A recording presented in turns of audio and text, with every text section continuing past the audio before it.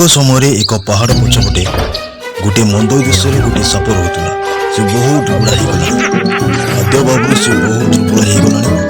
ସେ ଏବେ ଭାବିବାକୁ ଲାଗିଲା, ବିନା ପ୍ରାର୍ଥନା ନ କରି ମୋତେ ଖାଦ୍ୟ ଖାଇବାକୁ ଭାବିବାକୁ ପଡ଼ିବ। ଶୀଘ୍ର ଶୀଘ୍ର ଗଲା, ଏକ ପୋଖରୀ କୂଳରେ ପହଞ୍ଚିଲା ଏବଂ ଦେଖିଲା ବହୁତ ବେଙ୍ଗ ପୋଖରୀରେ ରହୁଛନ୍ତି। ଚୁପଚାପ ପୋଖରୀ କୂଳରେ ସାପ ବସି ରହିଲା। ଗୋଟିଏ ବେଙ୍ଗ ସବୁବେଳେ ସାପକୁ ବହୁତ ଦୁଃଖରେ ରହୁଛି ଦେଖିଲା ଏବଂ ପଚାରିଲା,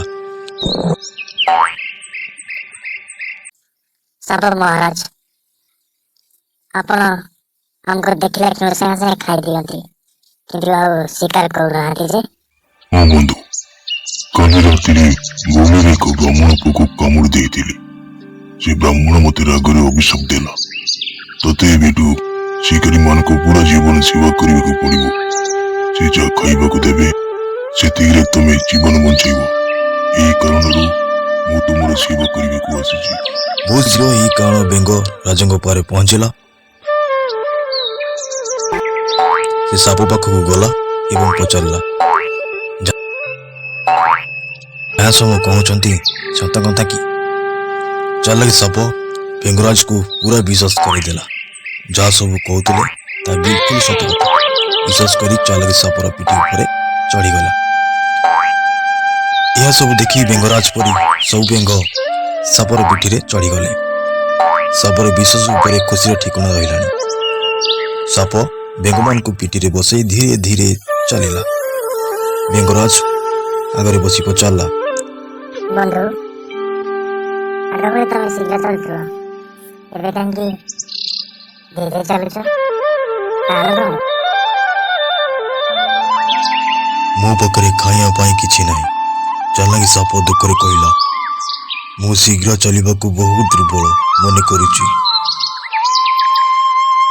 ଠିକ ଅଛି, ସବୁଠାରୁ ଛୋଟ ବେଙ୍ଗ ଯିଏ ତମ ପିଠିରେ ଘୋଷରେ ଅଛି, ତୁମେ ତାକୁ ଖାଇପାରିବ। ଏହି କଥା ଶୁଣି ସାପ ଖୁସିର ଠିକଣା ରହିଲାଣି। ଜଲ୍ଦି ଉଲ୍ଟି ଏକ ବେଙ୍ଗକୁ ଖାଇଦେଲା।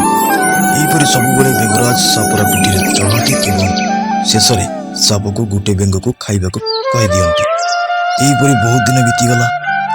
ସାପ ପୋଖରୀ ନିକଟରେ ସବୁ ବେଙ୍ଗ ଖାଇଦେଲା, ମାତ୍ର ଏକ ବେଙ୍ଗରାଜକୁ ଛାଡ଼ି।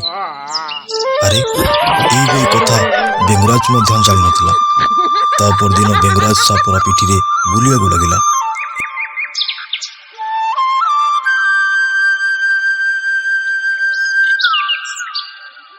ପିଠିରେ ଘୋଷରେ ବସିଥିବା ବେଙ୍ଗକୁ ତୁମେ ଖାଇପାରିବ? ଶୁଣିଲା ମାତ୍ରକେ ଜଲ୍ଦି ସାପ ବେଙ୍ଗକୁ ପାଟିରେ ଗିଳିଦେଲା। ଏହିପରି ପୋଖରୀରେ ସବୁ ବେଙ୍ଗ ସରିଗଲେ। ତମେମାନେ ଚାଲାକି ଶତ୍ରୁକୁ ବିଶ୍ୱାସ କରିଥିଲେ। ଶିକ୍ଷା, କିଛି ନ ବୁଝି ନ ଜାଣି ଶୁଣି କାହାକୁ ବିଶ୍ୱାସ କରିବା ଠିକ୍ ନୁହେଁ।